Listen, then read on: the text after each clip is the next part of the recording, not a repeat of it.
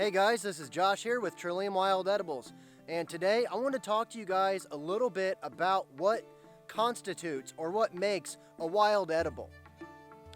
There's a lot of discussion about this in some cases, and generally when people hear the term wild edible, they're thinking about plants, maybe even about mushrooms. But there are other things that constitute, in my opinion, wild edibles. There are a lot of plants that are wild and they are edible.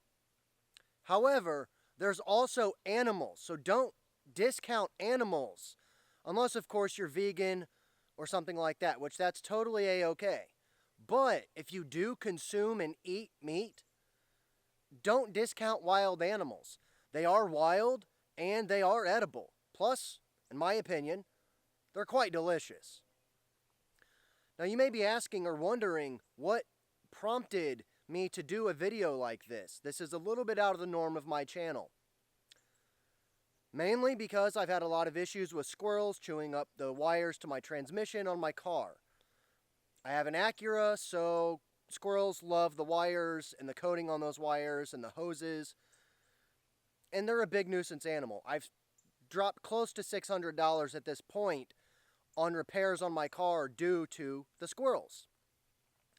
I'm also someone who enjoys deer hunting from time to time. I don't always deer hunt, but I do enjoy eating animals of various kinds. I love eating a lot of different types of food. Wild animals are part of that, and in my opinion, they do count as a wild edible. So let's take a look at the squirrel that I just shot in my yard. Okay, now right here we can see the squirrel that I killed. This was shot probably about 4 to 5 minutes ago. He's still warm to the touch. Even his little paw pads are still warm to the touch. I got the most humane kill that I could get, in my opinion. I tried my best, and I killed him as fast as possible so he didn't suffer very long.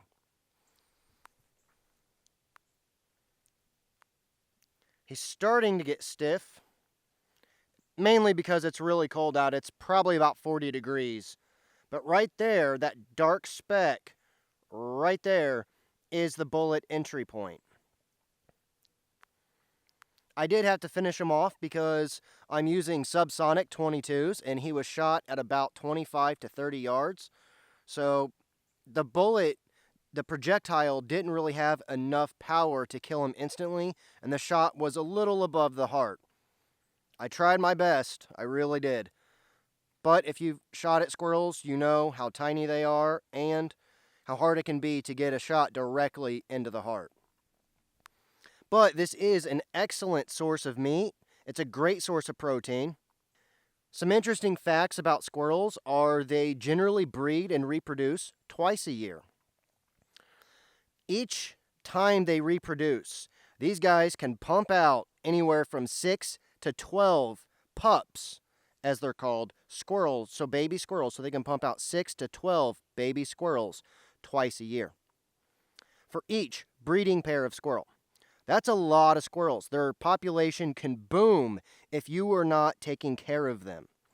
And since I live way out in the middle of the country, it is my responsibility to help control this population. And not only that, they are a nuisance animal here at my house because, like I explained earlier, they are chewing on my car. They've cost me about $600 in repairs at this point. So these guys can be really costly. These guys can be a nuisance. They can get inside of your home. They can tear your home apart. And they can cost you thousands of dollars if they're tearing apart your home. If you don't control the population, they can do the same with your car. Plus, the benefit about controlling their population is that they are edible. Squirrels are extremely delicious. Their meat is notoriously considered tough, though that's not always the case, as long as you cook it right. We're not going to be talking about cooking or anything like that. I'm going to give an overview as I skin this squirrel. So, stay tuned, and I'm going to do a little bit of skinning.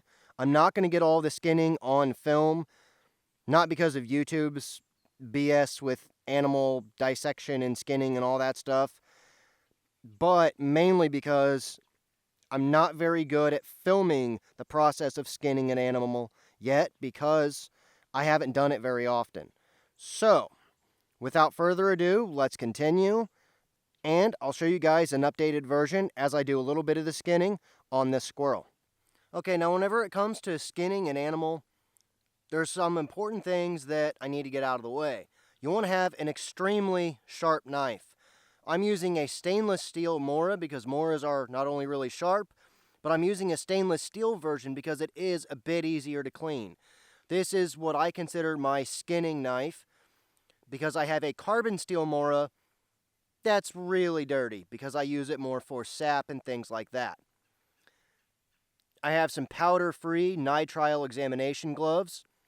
You can use field dressing gloves, anything like that. These aren't necessary per se, and you definitely don't need them. The thing I like about wearing gloves on my hands is because it keeps my hands from getting all that blood and stuff inside the cracks and crevices and underneath my fingernails. So it basically just helps to keep the hands clean during the skinning and gutting and field dressing process. Okay, so I've got my gloves on. Now, let's go to work. Okay, so I'm taking my knife and I'm going around the tail at the base of the squirrel or at the anal area of the squirrel. This will allow me to create an opening up into the back or the spine of the squirrel. This allows me to get in with my knife and remove the skin completely from this animal. After I've done that, I will take the feet off of the animal, as we can see right here. Then I will continue to take my knife from the spine side of the squirrel and then remove the membrane and the hide from the rest of the carcass. I'm just slowly working my knife in, making sure to keep the knife blade away from me at all times as I go on each side of the squirrel. And then I'm just going to continue to skin all the way up the back of the squirrel. This is definitely not the fastest method, but for me personally, it works the best. There's plenty of other options out there, and there's what's called the shucking method, where you basically cut around the base of the squirrel and you're able to shuck the whole skin off in one fell swoop. I'm not good enough at that method yet. I always end up breaking the tail off and having to resort to this method anyways, so I usually just do it this way. You can skin your squirrels however you like. I'm just showing you guys a little bit of the basic process without actually showing you the process because it's really difficult to film without somebody else around, and I'm not too good at skinning squirrels and filming it at the same time. It's just a lot to keep in mind for me personally. But you can see where I'm at, and I'll give you guys a little bit of a better view here. So I just go inside of the skin of the squirrel with the tip of my knife and just slice at that membrane to separate the skin away from the rest of the carcass.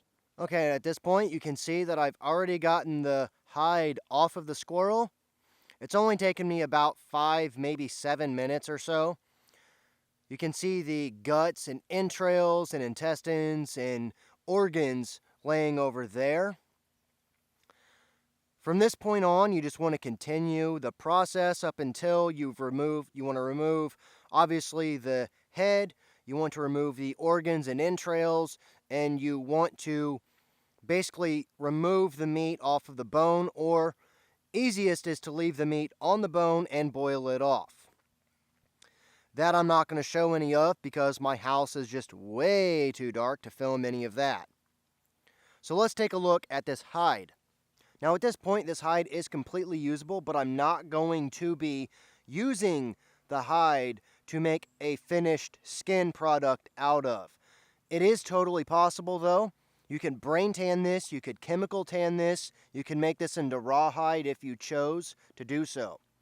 I'm not going to do any of that, but that covers the generalized process of skinning a squirrel. There are plenty of YouTube videos on this subject, and if you are interested, I encourage you guys to go look at those videos for a more complete and thorough, detailed description on how to actually achieve this. So this just goes to show that just because wild edible usually means plants, it doesn't always have to mean plants. Animals are included, and this squirrel is definitely a wild edible. I apologize if this video was a little too gruesome or a little too bloody for some of you guys. But I thank all of you for watching, and I will see you in the next video. Stay tuned. And remember, if you want to learn more about wild edibles or medicinal plants, please make sure to subscribe.